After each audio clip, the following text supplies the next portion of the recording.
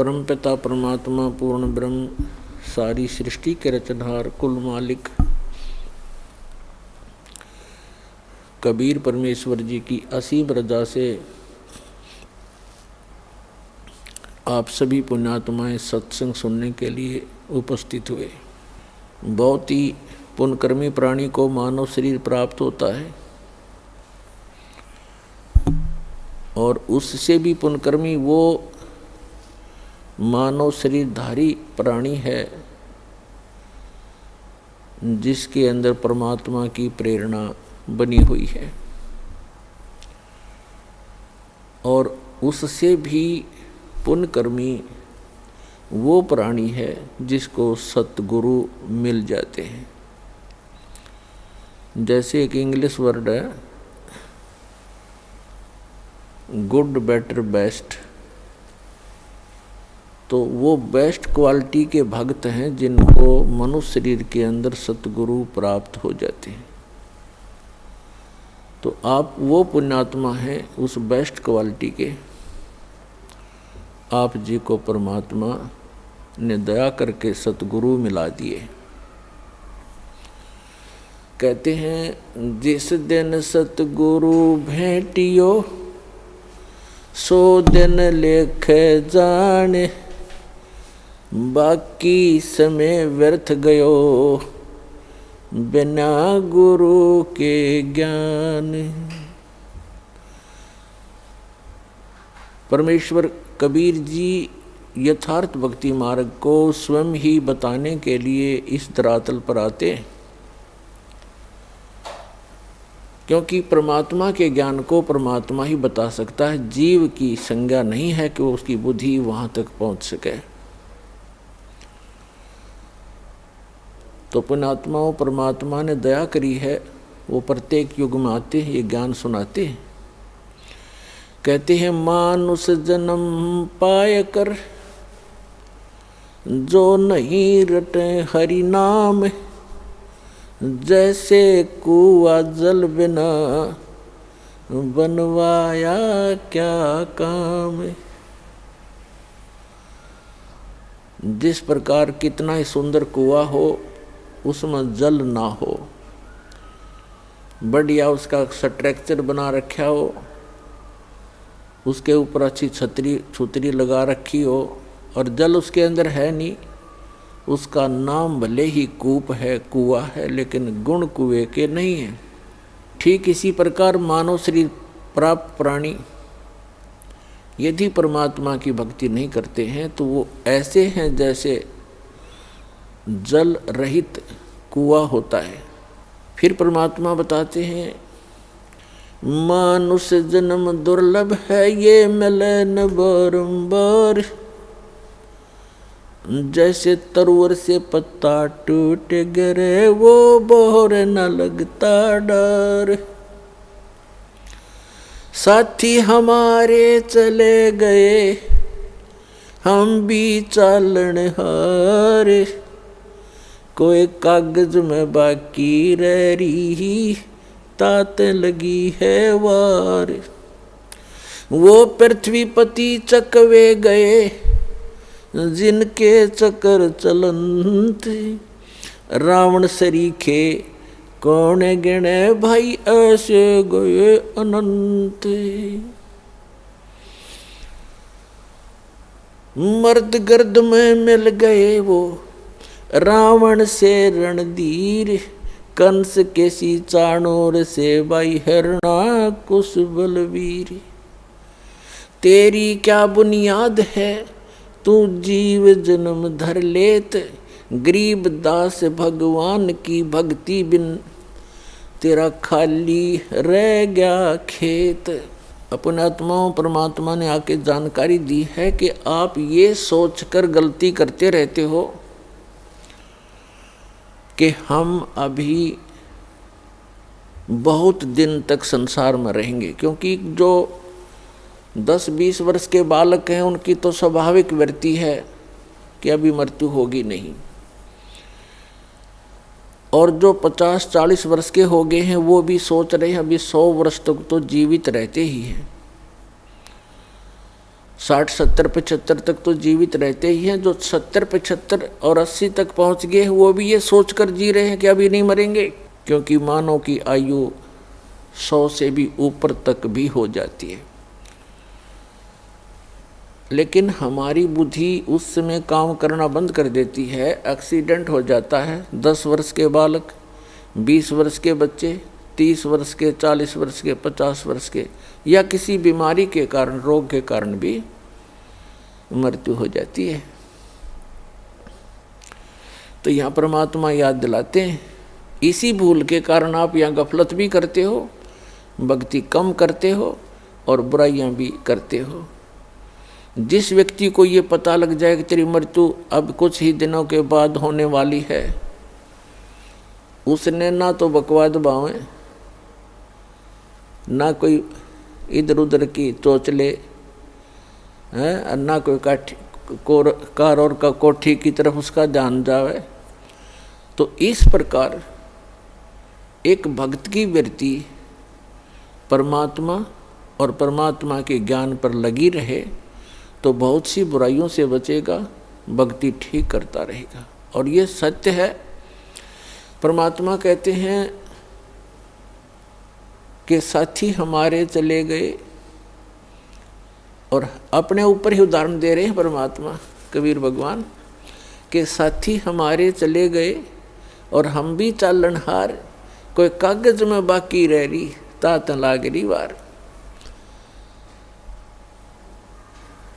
पुण्यात्मा, आप बहुत से उदाहरण देखते हो, प्रत्येक को पता है इस बात का कि एक फलाना व्यक्ति था, पूरा उसका संपन्न परिवार था और अभी आयु भी 50 वर्ष की भी नहीं हुई थी, मृत्यु होगी, और उसकी उमंगें पता नहीं कितनी होंगी, ये करूँगा वो करूँगा, भाई ये करना शेष है, ये करना शेष है। एक मुख्यमंत्री आंध्र प्रदेश का, एक मुख्यमंत्री अरुणाचल प्रदेश के, और एक पूरा का पूरा कैबिनेट यानी पूरा मंत्रिमंडल जिसमें 95 मंत्री और MP थे, पोलैंड देश के, अपने जहाज से जा रहे थे, कोई हेलीकॉप्टर से जा रहा था और दुर्घटनाग्रस्त हो गए। उनकी कितनी आशाएं थी, उन्होंने पता नहीं कहाँ कहाँ पार्टियां अटेंड करनी थी, उनके स्वागत के लिए बहुत से उनके मित्र हार लिए खड़े थे गले में डालने के लिए, और उनके गले की हार फिर मौत बन गई। तो यहाँ परमात्मा कबीर जी कहते हैं, मौत भूल गया बावड़े तना अचरज किया कौन, वो जाने का दिन तू भूल चुका है। मौत विसारी बावरे अचरज किया कौन, और ये तन माटी में मिल जाएगा जो आटे में लौन। तो पुण्यात्मा, परमात्मा हमें याद दिलाते हैं कि साथी हमारे चले गए। आपके बहुत से मित्र या कोई रिश्तेदार या वैसे देखने में आते हैं, वो सब जा रहे हैं, तो आप भी जाने वाले हो। कबीर साहब कहते हैं आप भी जाने वाले हो, कोई कागज में बाकी रह रही है, यानी कोई शेष आयु है आपकी, और जिस दिन वो कागज पूर्ति हो जाएगी, यानी आपका आयु का समय पूरा हो जाएगा, तो तुरंत चले जाओगे, चाहे कितना ही आवश्यक कार्य आपका शेष रह गया हो। क्योंकि जिसको आपने अति आवश्यक कार्य मान रखा है, उसके अतिरिक्त उससे भी एक आवश्यक कार्य है परमात्मा की भक्ति, सेवा, सिमरन, गुरु की तलाश। वो आप नहीं करते हो तो परमात्मा आपके इन अनिवार्य कार्यों को महत्व नहीं देते,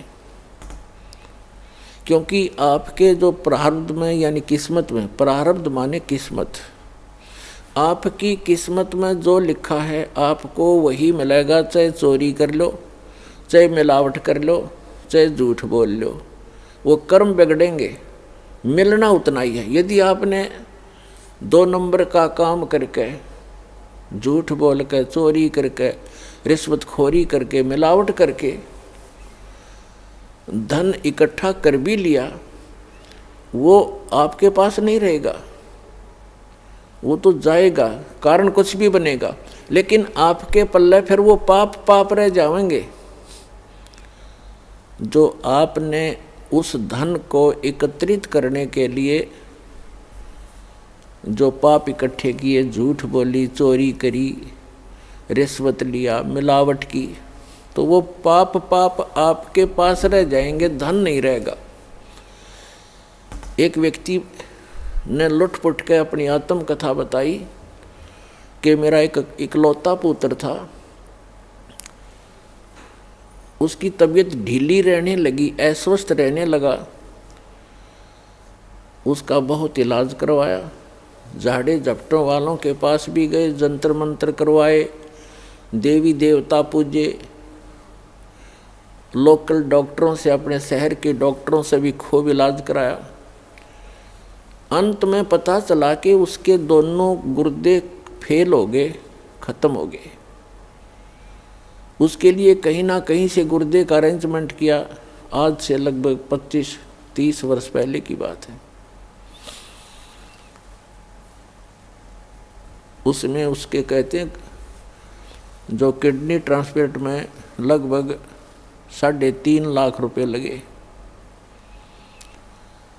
वो लड़का स्वस्थ हो गया, विवाह की तैयारी हुई।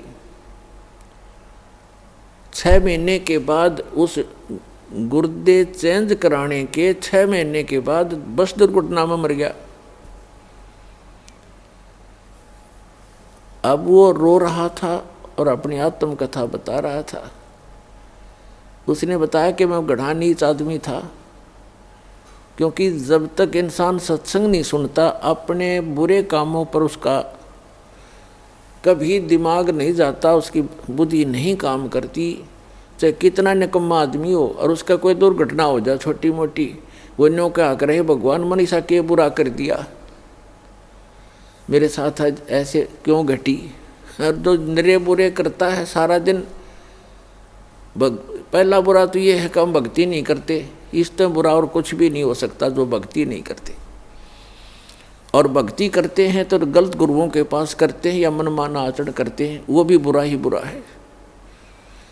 फिर अपने पेट के लिए इंसान सारा दिन, ठीक है किसी का दाव ना लगता वो बात दूसरी है, नहीं तो जहाँ जिसका दाव लगे आज के वर्तमान के अंदर। पहले तो भगवान से डरने वाले व्यक्ति होते थे, बुरा करते समय 100 बार सोचा करते थे, आगे पीछे का हिसाब लगाया करते थे, मुझे पाप ना लग जाए, कोई हानि ना हो जाए, मुझे कोई नुकसान ना हो जाए, तो वो गलती नहीं करते थे। अब तो हम भगवान से दूर हो गए, इस भौतिकवाद में इतने फंस गए, इस विज्ञान को प्रमुख मानकर हम आगा पीछा कुछ नहीं देखते, जिस कारण से हम अधिक पाप करने लगे। और इस प्रकार हम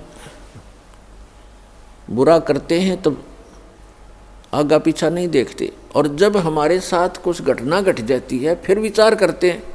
तो वो बता रहा था, जी मैं घना निकम्मा व्यक्ति था, मेरे ये टेप रिकॉर्डर की दुकान थी, रेडियो रिपेयरिंग की और सेल परचेज की।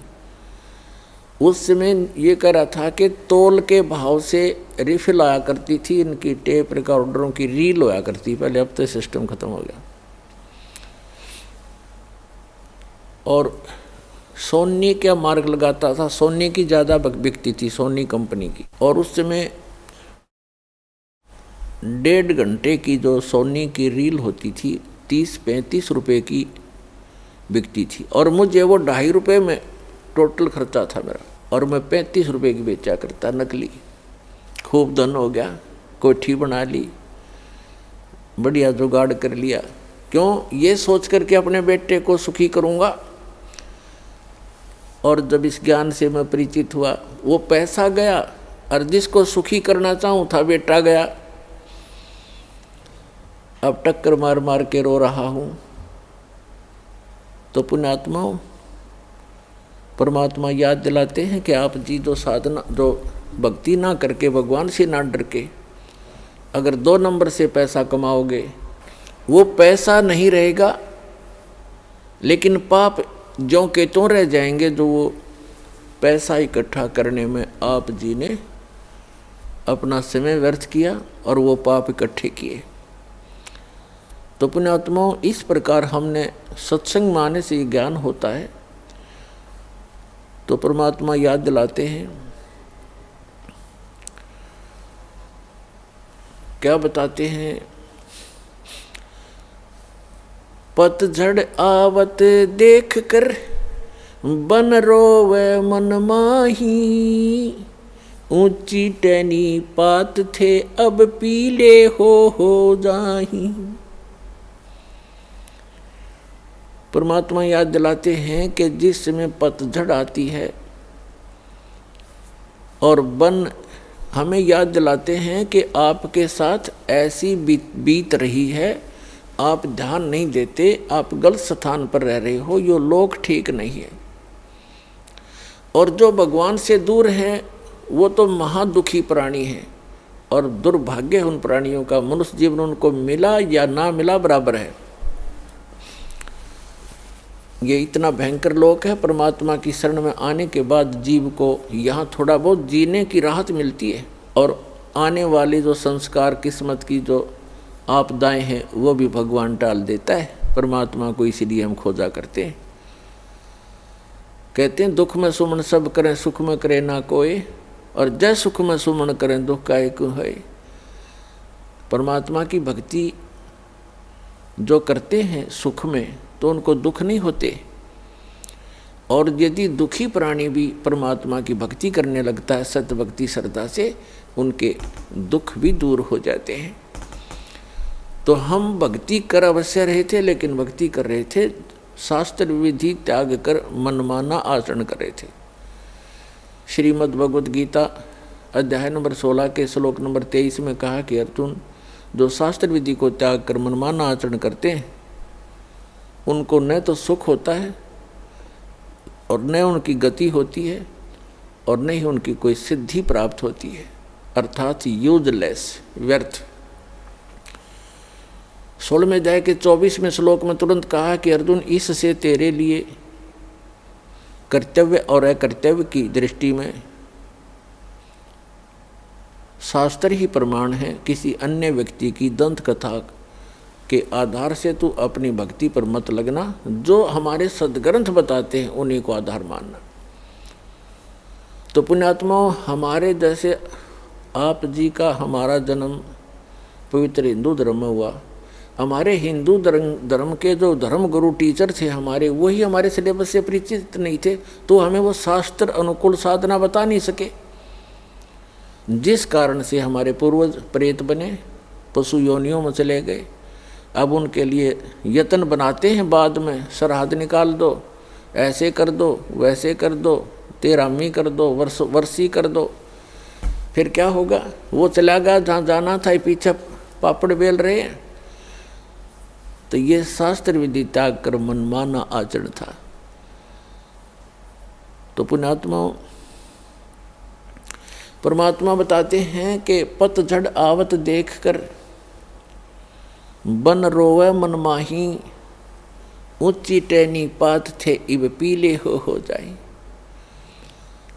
कहते हैं पात झड़नता ये कहे, सुन भई तरवर राय, अब के बिछुड़े नहीं मिले, ना जाने कहाँ गिराएंगे जाए। तरवर कहता पात से, सुनो पात एक बात, यहाँ की यह रीति है, एक आवत एक जात। अब परमात्मा हमें उदाहरण देना चाहते हैं कि जिस संसार में आप रह रहे हो ये एक वन है, और इसकी यहाँ की रीति क्या है कि एक आता है एक जाता है। जैसे वसंत ऋतु आती है, पतझड़ कहते हैं, जब पत्ते झड़ जाते हैं सब वृक्षों के, और फिर तुरंत कोपल फूट आती है, और कुछ देखते ही देखते कुछ दिनों में वो पत्ते बनकर लहरा रहे होते हैं, फड़फड़ा रहे होते हैं।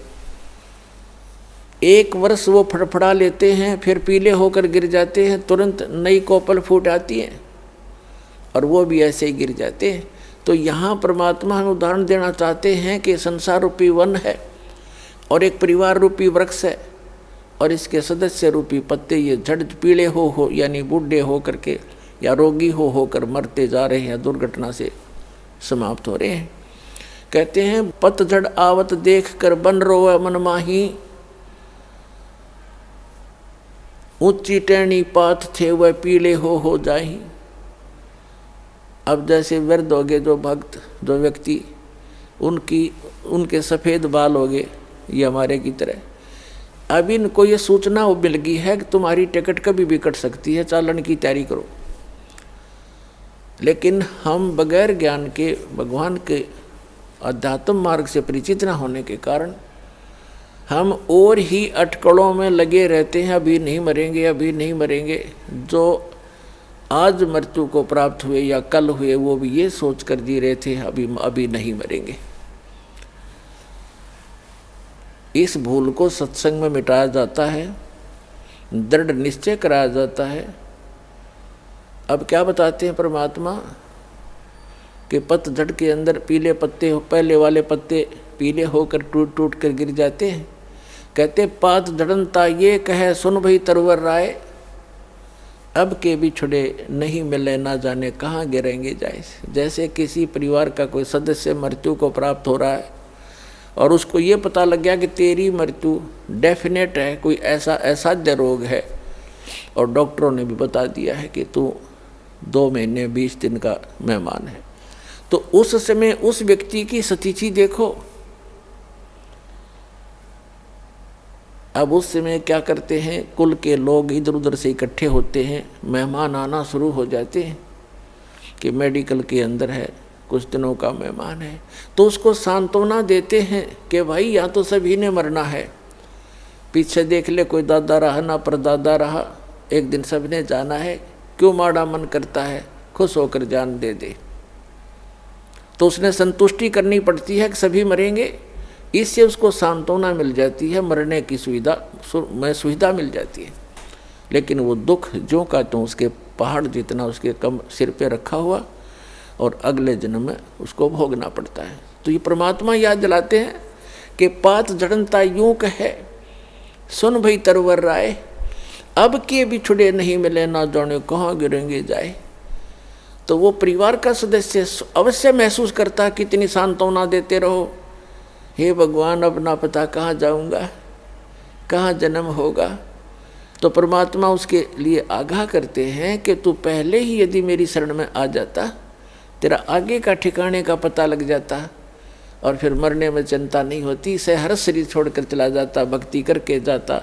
और परमात्मा की भक्ति से, दान धर्म से बड़ी आसानी से जीव निकल जाता प्राणी का। नहीं तो भक्तिहीन प्राणी भुगत का मरता है, टट्टी पेशाब निकल जाती है, बुरा हाल होता है, यम के दूत दिखने लग जाते हैं, कई दिन पहले भयभीत होना शुरू हो जाता है। तो यहाँ बताते हैं परमात्मा के जीवित जग में जूती पड़े फिर जम तोड़े छाती। या यहीं पर दुर्गति शुरू हो जाएगी आपकी और फिर आगे यम के दूत वहाँ पिटाई करेंगे। उसके लिए भगवान बताते हैं कि फिर कुल के लोग ऐसे सांत्वना देते हैं जैसे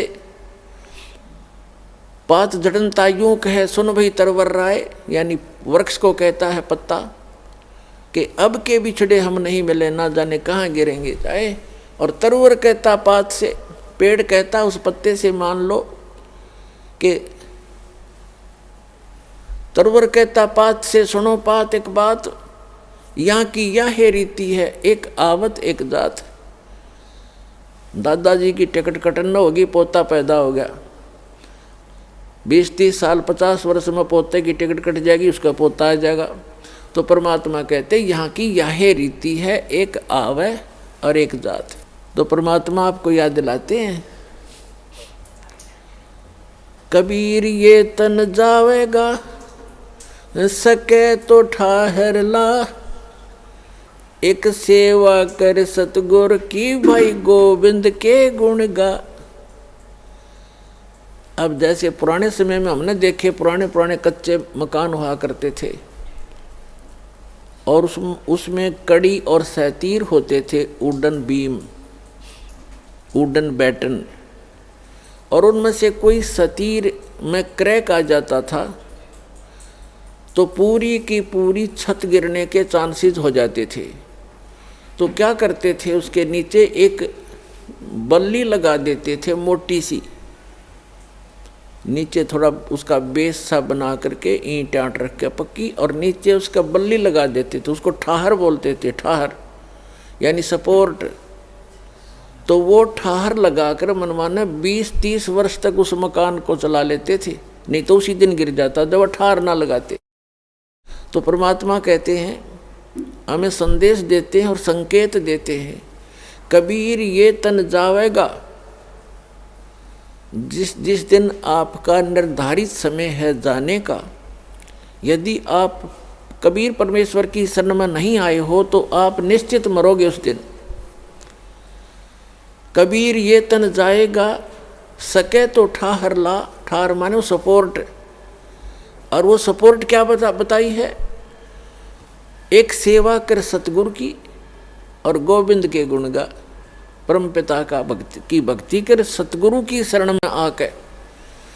कबीर ये तन जावेगा, सके तो ठाहर ला, और एक सेवा कर सतगुरु की और गोविंद के गुण गा। इस यदि आप यहाँ कुछ दिन जीना भी चाहते हो, और जीने का उद्देश्य यहाँ बकवादों के लिए नहीं, आपको एक्सटेंशन मिलेगी। यदि आप भक्ति उद्देश्य से आत्मा से पुकार करते हो परमात्मा से, तो कहते हैं फिर आपको एक्सटेंशन मिल जाएगी, वो ठाहर लग जाएगी इस सत भक्ति की, सतगुरु शरण में आने से। इसका विकल्प भी बता दिया परमात्मा ने, अल्टरनेट बताया है कि इस आयु को भी आप एक्सटेंड कर सकते हो। अपने आत्माओं, हमारे सदग्रंथ जो है ये अनमोल रतन है, और हमारे धर्मगुरु इनको समझ नहीं सके, जिस कारण से वो आप भी अपना जीवन नाश कर गए और साथ में हमारे दादे परदादा ने ले डूबे, क्योंकि वो संस्कृत भाषा गणी जानते थे, काशी विद्यापीठ पढ़ाया करते थे। आम भोली जनता ने न्यू सोच लिया ये गुरुजी बड़ी संस्कृत फटाफट बोल रहे, फराटेदार, ये बड़े विद्वान होंगे। पुण्यात्माओं, भाषा से विद्वान का कोई मेल नहीं है। मान लीजिए कोई एक भाषा में विद्वान है, इंग्लिश खूब बोलता है, उसने पंजाबी ना आती, बताओ क्या फेल हो, तो विद्वान कहाँ रहा फिर? तो विद्वान वो है, भाषा उसकी जैसी है, लेकिन ज्ञान कंप्लीट हो उसको, स्पिरिचुअल नॉलेज, वो विद्वान होता है। और भाषा का काम तो अपने विचारों को दूसरे तक पहुंचाने का होता है। अब जैसे एक बढ़िया, कई कहते हैं भाई प्रोनाउंसिएशन ठीक नहीं, ऐसा ठीक नहीं, वैसा ठीक नहीं आपके गुरुजी का, ये तो बकवादी आदमियों की बात होती है। ये तो वो व्यक्ति सोचते हैं जिनको पूर्व जन्म का संस्कार उनका जिनका ठीक है, ज्ञान से परिचित नहीं, क्योंकि ज्ञान से परिचित प्राणी ये बकवाद नहीं बोला करता है। अब जैसे किसी का रोग है और वैद्य है बहुत अच्छा, वो किसी भी भाषा में दवाई बताता, वो कंसंट्रेट माइंड से सुनता है, अच्छा जी ऐसे खा लूँगा ठीक हो जाएगा, ऐसे हो जाएगा खा ले, ऐसे, चाहे वो किसी भाषा में बोल रहा है तुरंत समझ जाता है, यानी उसका प्रोनाउंसिएशन उसका कैसा भी है चाहे।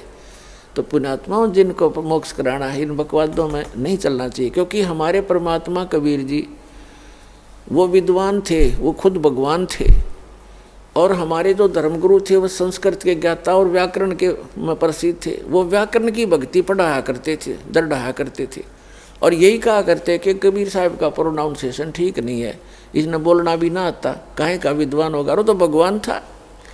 वो यही भ्रम दूर करने के लिए आए थे कि इन बकवादों से भगवान का कोई लिंक नहीं है, कोई मेल नहीं है।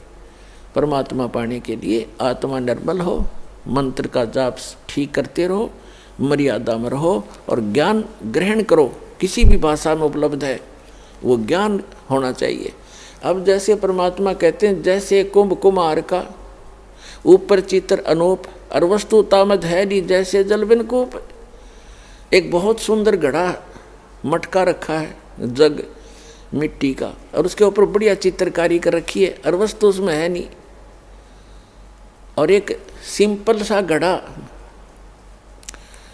उस पर चित्रकारी भी नहीं, और वो शीतल निर्मल जल से भरा हुआ है। तो के फूका चित्रकारी वाले ने जिसमें बालू रेत ठोक रखा, तो वो जिसके ऊपर कोई चित्रकारी नहीं और सिंपल सा है, खराब सा दिखकर उसमें निर्मल वस्तु है, पिए गट गटर जान बचाई, तो वो है हमारे लिए पूज्य। तो पुण्यात्माओं, इन सब तरह की बकवादों से हटकर, इनके जो भिन्न भिन्न प्रकार के वचनों से हमारी बुद्धि हटकर इस तत्व ज्ञान पर दृढ़ हो जाएगी, तब तो हम भक्त बनेंगे, तब तो हम साधक बनेंगे। नहीं तो ऐसे विचलित रहेंगे, और विचलित व्यक्ति को भगवान मदद नहीं करता, उसको प्राप्त नहीं होता। तो क्या बताते हैं, ये हमारे धर्म गुरु जो थे, ये हमारे सदग्रंथों से परिचित नहीं थे। और परमात्मा आए थे 600 वर्ष पहले स्वयं, क्योंकि वो आते ही रहते हैं, उसका विधान है। ऋग्वेद मंडल नंबर 9 सूक्त नंबर 86 मंत्र 26 और 27 में, ऋग्वेद मंडल नंबर 9 सूक्त 82 मंत्र 1, 2, 3 में, ऋग्वेद मंडल नंबर 9 सूक्त 54 मंत्र 3 में, ऋग्वेद मंडल नंबर 9 सूक्त 20 मंत्र 1 में, ऋग्वेद मंडल नंबर 9 सूक्त 94 मंत्र 1 में, ऋग्वेद मंडल नंबर 9 सूक्त 95 के मंत्र 2 में, ऋग्वेद मंडल नंबर 9 सूक्त 96 के मंत्र 16 से लेकर 20 में, और भी अनेक स्थानों पर ये प्रमाण है कि वो परमात्मा ऊपर के लोकों के सबसे ऊपर के लोक में रहता है। यानी प्रत्येक लोक में जो ऊपर के लोक हैं, जैसे सतलोक, अलखलोक, अगमलोक और अकैलोक, जिसे अनामी लोक भी कहते हैं, उन सब में परमात्मा भिन्न भिन्न रूपों में रहता है। प्रत्येक के सबसे अंतिम तीसरे पोर्शन में सबसे ऊपर के स्थान पर विराजमान है, और वहाँ से वो मनुष्य दृश्य है, सिंहासन पर विराजमान है, सिंहासन पर बैठा है, राजा के समान वहाँ पर सबको कंट्रोल करता है। सिर पे मुकुट है, सफ़ेद छत्र है और सफ़ेद सिंहासन है उस परम पिता का, बहुत सुंदर। और वहाँ से चल कर आता है, किस लिए, किस उद्देश्य से आता है? तत्व ज्ञान देने के लिए आता है, अच्छी आत्माओं को मिलता है। परमात्मा सतलोक से अपने निज स्थान से गति करके आते हैं, चल कर आते, यानी शरीर उनका चल के आना, कोई पैदल चलना नहीं, आकाश में उड़ जाना, 1 सेकंड में ऊपर पहुंच जाना, दूसरी सेकंड में नीचे पाना, इतनी गति है उस परम पिता की। वो परमात्मा यहाँ अच्छी आत्माओं को मिलते हैं और उनको तत्व ज्ञान से परिचित कराते हैं, और अपने ज्ञान को भगवान खुद ही बता सकते हैं। बाकी से कितनी समाधि ला लो, कितना मेडिटेशन कर लो, कितना ज्ञान इकट्ठा कर लो, भगवान जो ज्ञान बताते हैं वही ज्ञान होता है, बाकी अज्ञान होता है। तो वो परमात्मा यहाँ आते हैं, अच्छी आत्माओं को मिलते हैं, प्रत्येक युग में आते हैं। क्या बताते हैं कबीर साहब? ये परम पुरुष हैं कबीर परमेश्वर जी। कबीर जी जो दुल्हा धाणक काशी में आए थे और 120 वर्ष रहे थे, और लोगों ने उनको कवि की संज्ञा देकर उनकी फाइल को बंद कर रखा था। ये पूर्ण परमात्मा हैं, अनंत कोट ब्रह्मांड के रचनहार हैं, हम सब के जनक हैं, हम सबके संकट को निवारण करने वाले भी यही भगवान है। ये प्रत्येक युग में आते हैं, और आप उसके बच्चे हो सभी, चींटी से लेकर हाथी और राजा से लेकर एक प्रजा, रंक से लेकर धनवान, रिचमैन, ये सब उस परमात्मा के ही बच्चे हैं। और यहाँ सभी दुखी हैं। पुण्यात्माओं, यहाँ सुख नाम की चीज़ नहीं है। हमने झूठे सुख को सुख मान रखा है। एक दूसरे के दुख को देखकर अपने दुख को थोड़ा हल्का समझ करने सोचा बस हम सुखी हैं। जैसे एक व्यक्ति के 3 पुत्र थे, उनमें से एक की मृत्यु होगी, और उसको इतना दुख था, बुरी तरह रो रहा था, ना कुछ खा रहा था ना पी रहा था। तो शोक व्यक्त करने के लिए रिलेटिव, रिश्तेदार, कुल के लोग, गांव नगर के लोग इकट्ठे होते हैं। उनमें से एक ऐसा व्यक्ति था जिसका एक ही पुत्र था और वही मृत्यु को प्राप्त हो चुका था कई वर्ष पूर्व। तो वो व्यक्ति जब वहाँ आया, अन्य व्यक्तियों ने कहा कि भाई जिसका 3 पुत्रों में से एक की मृत्यु हुई थी, उसको संबोधित करते हुए, सांत्वना देते हुए कहने लगे कि देखो इसकी तरफ देखकर जी ले, इसकी तरफ देखकर जी ले, इसका एक ही पुत्र था और उसकी मृत्यु होगी, इसने भी तो सब्र कर लिया। तो उसको राहत मिली, रोना बंद हो गया और ये सोच लिया तो शुक्र है भगवान, अच्छा मेरे तो 2 तो बच गए, इसका तो एक था बेचारे का, ये भी गया। तो फिर उसने शांति हुई, थोड़ा बहुत आहार भी किया। तो हमने क्या, वो पुत्र वापस आ गया? हम एक दूसरे को घना दुखी देखकर अपने थोड़े दुख को सुख मान रहे हैं। एक व्यक्ति बता रहा था कि मेरी लड़की के जन्म हुआ तब गुदा नहीं थी और मेरे पर पार्ट टूट गया, हमारे परिवार पर दुख का। मेडिकल में लेकर गए तो वहाँ क्या देखा, जिस वार्ड में मेरी बेटी को लेकर गए उस वार्ड में ऐसे मरीज 4-5 और थे। फिर मेरा दिल को शांति हुई, थोड़ा सहारा मिला, खाक सहारा मिला। क्या वह गुदा लगी लड़की के जाते ही? नो देख लिया कि और भी से दुखी बतेरे हैं, नो शांति कर ली और सुख हो गया। तो परमात्मा कहते झूठे सुख को सुख कह, ये मान रहा मनमोद, ये सकल चबीना काल का और कुछ मुख में कुछ गोद। इसे गंदे लोक में रहकर आप फिर भी सुख ढूंढ रहे हो। यहाँ सुख नाम की चीज नहीं है। अभी तक तो हमें कोई पता नहीं था, इसका विकल्प नहीं था। पुण्यात्माओं, ऐसा जीवन जीना हमारी मजबूरी थी, कोई विकल्प नहीं था। अब परमात्मा ने आके विकल्प बताया, वो हमने सुना नहीं, क्योंकि नकलियों ने सुनने नहीं दिया। नकली गुरुओं ने, जो आप आज भी पंजे अड़ाना चाहते हैं, लेकिन अब इनके पंजे उखड़ जाएंगे, अब नहीं टिक पाएंगे ये, क्योंकि जनता शिक्षित है।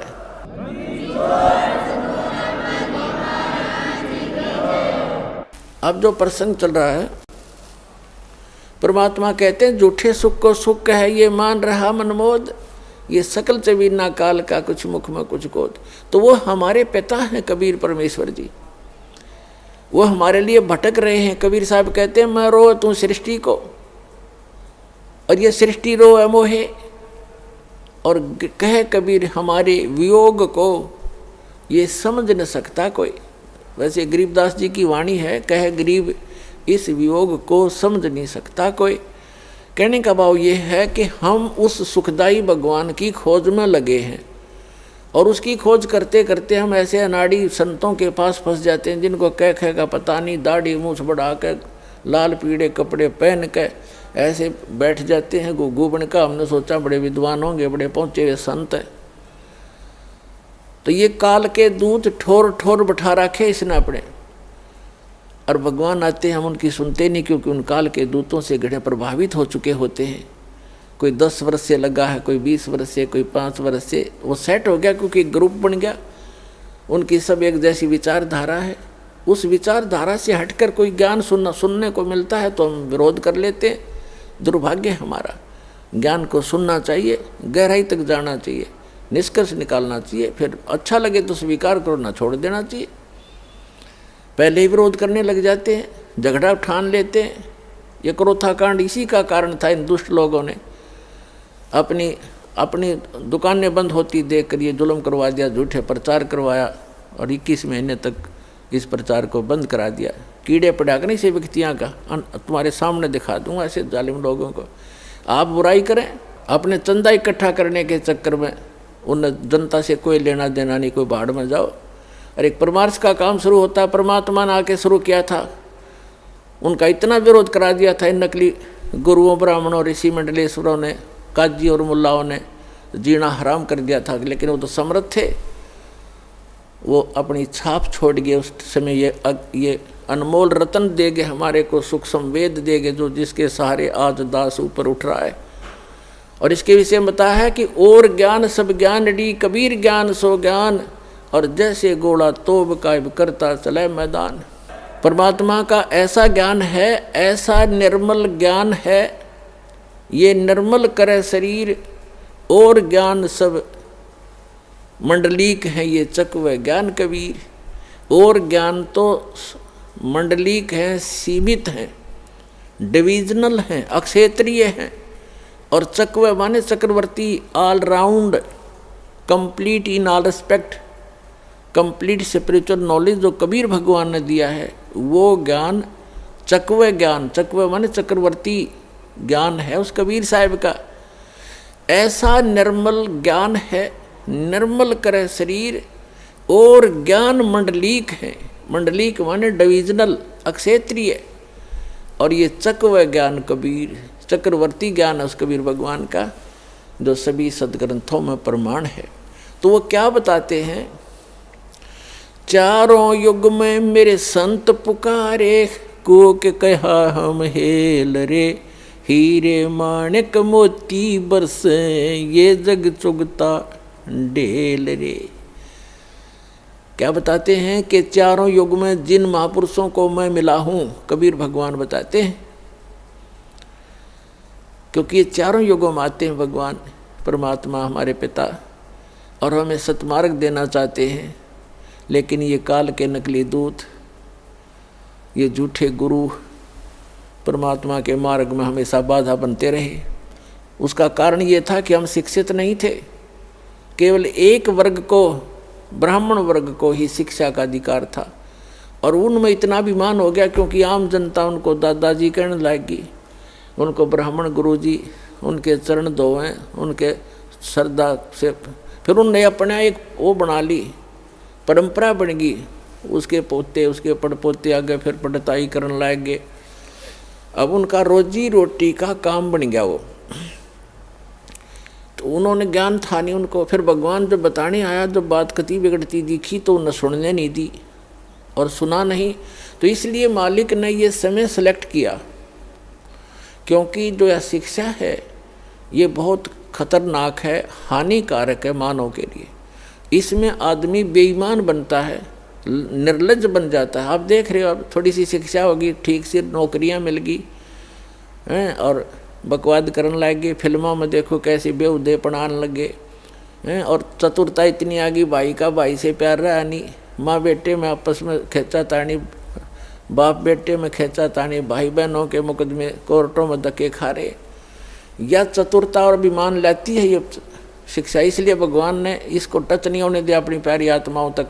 लेकिन अब कंपलसरी था, एक बार तो इससे बिगड़ेंगे, ये पता था मालिक को, बिगड़ेंगे सुधार लूँगा, क्योंकि मेरी आत्मा है परमात्मा के लिए भटक रही है, इनको ज्ञान होगा फिर सुधर जल्दी जाएंगे, बेशक बिगड़ गए। लेकिन ऐसे उपकरण बनवा दिए दाता ने, इंटरनेट के system, television system, projector system, ये मनुष्य की सोच नहीं हो सकती। ये भूल जाना आपके ये मनुष्य बना देगा। ये पहले ना बढ़ाए, मनुष्य 4 लाख वर्ष 40 लाख वर्ष हो गए यही धक्के खाते ने। एक रेडू में, एक छोटी सी बैलगाड़ी में, और 6 खच्चर जोड़ के, ये घोड़े जोड़ के उसने घसीटे फिरा करते थे ईब तक। और अभी तक हमने देखा, किसान परिवार में जन्म था दास का, कोई ऐसा औजार नहीं था जो फसल को ढंग से समय पर निकाल ले। एक झाड़ बोझड़ा काट के, गेहूं को ऐसे डाल के, गेहूं को काट के उसको ऊपर बैलों समेत घुमाए जाया करते, 1 महीने में जाकर सेट होते थे। 100 मन गेहूँ मुश्किल से निकलते थे। अरे 100 मन गेहूँ काट दे घंटे में, कट कट कट कट वो मशीन चल पड़ी। तो कहने का भाव ये है कि परमात्मा ने इसको कलयुग नाम दिया है। इसमें मशीनरी से काम चलेगा। या मशीनरी भगवान ने दिमाग दिया जीव को। पहले ये मनुष्य यही थे, हमसे तो घने अच्छे थे, नेक व्यक्ति थे। पहले का इतिहास देखें तो कितने निर्मल आत्मा के व्यक्ति थे। तो कहने का भाव यह है, परमात्मा ने अब शिक्षा देना अनिवार्य समझा, और अब शिक्षा पाकर को छोटी सी पोस्ट बन गई, कोई IAS IPS, या कोई मंत्री MLA बन गया, या कोई जज बन गया। अब धरती तोल रखी सबने, सुनते नहीं, अपने से बड़ा किसी समझते नहीं। और पुण्यात्माओं, इस ज्ञान, जब ये ज्ञान होगा प्राणी को, इसको अपनी औकात का पता चलता है, तू क्या है और क्या करने जा रहा है, किसके लिए कर रहा है। ये किसी को हानि भी करने जाता है, अपने सामर्थ्य का दुरुपयोग करने से पहले वो फिर बहुत सोचेगा। अब आप देख रहे हो, छोटे से थोड़े बहुत किसी के पास पैसे हैं, बड़ी कोठी ले बना ली, बड़ी कार ले ली, और उनकी बहन बेटियां देखो कैसे एक बेहुदी औरतों की तरह कच्चे पर घूमती हैं बड़े शहरों में, उसको ये आजकल विकास मानते हैं। तो पुण्यात्माओं, ये विकास नहीं, ये नाश है इस मानव का। अब इसको परमात्मा ने ये इंटरनेट चलाए, घर बैठे भगवान अपने बच्चों को ज्ञान देगा और घर बैठे वो भगवान को पहचानेंगे। शिक्षा इसलिए दी गई थी और इस शिक्षा का घनी आवश्यकता नहीं थी हमें। अब पुण्यात्माओं, हमने उद्देश्य क्या लेकर पढ़ाते अपने बच्चों को कि ये नौकरी लगे। 2% बच्चे नौकरी नहीं लग पाएंगे, कहाँ लगाएंगे? नौकरी लग गई फिर कमाओगा कौन, बाकी काम कौन करेगा? तो ये शिक्षा अनिवार्य है अब वर्तमान में, ताकि हम सदग्रंथों को खुद देख लेंगे और अपना जो काम करने आए हैं संसार में उसको करना शुरू कर देंगे। और 2 रोटी भगवान आपको गणेश बढ़िया देगा, औरों से अच्छी देगा। इस भक्ति में ऐसी शक्ति है, परमात्मा पता नहीं कहाँ से बरकत शुरू कर देगा आपके। एक व्यक्ति शराब पीवे, बीड़ी पीवे, रोगी रहे, बीमारी से ग्रस्त रहता था और यूँ कह रहा था जी 1-1 महीने के 5-5 हज़ार रुपये का खर्चा तो औषधियों का था पूरे परिवार का। और शराब पीता वो न्यारी, एक आधा सदस्य शराब भी पीता। और बीड़ी तो ये दादा लाई हो रही सबके घर में होकेर बीड़ी। अब परमात्मा ने दया करी, क्योंकि यहाँ आने वाले व्यक्ति को सबसे पहले ये बुराई छुड़वाई जाती है जो मनुष्य के योग्य नहीं है। ये तो राक्षसों का आहार था। उस बीड़ी, शराब, तम्बाकू, व्यसन जो करते थे वो पैसा बच गया और फिर डॉक्टरों के जाया करते थे बुराई बीमारी के कारण। परमात्मा 1 मिनट में ठीक कर दे। भगवान किसे कहते हैं? जब 5 हज़ार की दवाई असर नहीं करती, 200 रुपये की दवाई काम कर देगी आपके। नियमित बनाता है भगवान। तो वो पैसे बच गए, हो गए धनी। 2 नंबर का काम बंद कर दिया, कर्म सुधरने शुरू हो गए और घर में बरकत आपे होगी। और फिर परमात्मा कहते हैं, कल्पे कारण कौन है कर सेवा निकाम, और मन इच्छा फल देऊंगा जब पड़े मेरे ते काम। जब जहाँ पर भगवान का रोल आवेगा तो कहते तू भक्ति करते रहो आप, जैसे मेरा दास बतावे उस नियमों का पालन करते हुए आप भक्ति करते रहो। और फिर आप पर कोई आपत्ति आवेगी जो भगवान सतर्की होगी, फिर कहना देखना मन इच्छा फल दे दूंगा जो पड़े मेरे ते काम। अब भगवान ते काम हमें पड़ेगा जब देखना। आप सोचते रह जाओगे कि भगवान हम सुना करते, भगवान ऐसा सुख देता है, और आप पर गिनती नहीं होगी इतने सुख देगा ये परमात्मा आपको। ये पूर्ण परमात्मा है, ये आपके प्रारब्ध को बदल सकता है। तो क्या बताते हैं परमात्मा के चारों युग में मेरे संत पुकारे और कूक कहा हम हेल रे, हीरे माणक मोती बरसें ये जग चुगदा ढेल रे। हम सत साधना और तत्व ज्ञान रूपी हीरे मोतियों की वर्षा कर रहे हैं कि बच्चों ये भक्ति करो, इससे आपको घना लाभ होगा। और हमारी बात को ना सुनकर इन नकली संतों, गुरुओं, आचार्यों, शंकराचार्यों की बातों पर आरूढ़ हो चुके हो तुम, ये कंकर पत्थर इकट्ठे कर रहे हो जिनकी कोई वैल्यू नहीं होगी भगवान के दरबार में। पर भी लेन जात है दुनिया, हमारा ज्ञान किने ना सुनिया। अब पर भी लेन जाते हैं, कहीं हरिद्वार पर कुंभ का मेला भर गया और कहीं इलाहाबाद में लग गया या कहीं और गया जी प्रयाग में कुंभ के मेले भरते हैं ये। और वहाँ पर भी लेकर कल्याण चाहते हैं। परमात्मा कहते हैं जहाँ आप स्नान करने जाते हो उस पर भी के समय कल्याणार्थ वो आपसे पहले वह मेंढक, मच्छी और कछुए पहले ही विद्यमान है, उनका कल्याण ना हुआ आज तक, वो वही धक्के खा रहे। तो परमात्मा कहते हैं पर भी लेन जात है दुनिया, हमारा ज्ञान किने ना सुनिया। अब आगे बताना चाहते हैं परमात्मा कि चारों युग में हम मेरे संत पुकारे, जिनको भगवान मिले उनमें से कौन कौन है। आदरणीय गरीबदास साहिब जी, आदरणीय धर्मदास साहिब जी, आदरणीय मुल्कदास साहिब जी, आदरणीय नानक साहिब जी, आदरणीय दादू दास साहिब जी, आदरणीय गरीबदास साहिब जी गांव छुड़ानी जरा झज्जर वाले हरियाणा वाले, आदरणीय गीसा दास साहिब जी गांव खेखड़ा जिला मेरठ उत्तर प्रदेश वाले, और आदरणीय स्वामी रामानंद जी काशी वाले, इनको परमात्मा मिले और इस दास को मिले।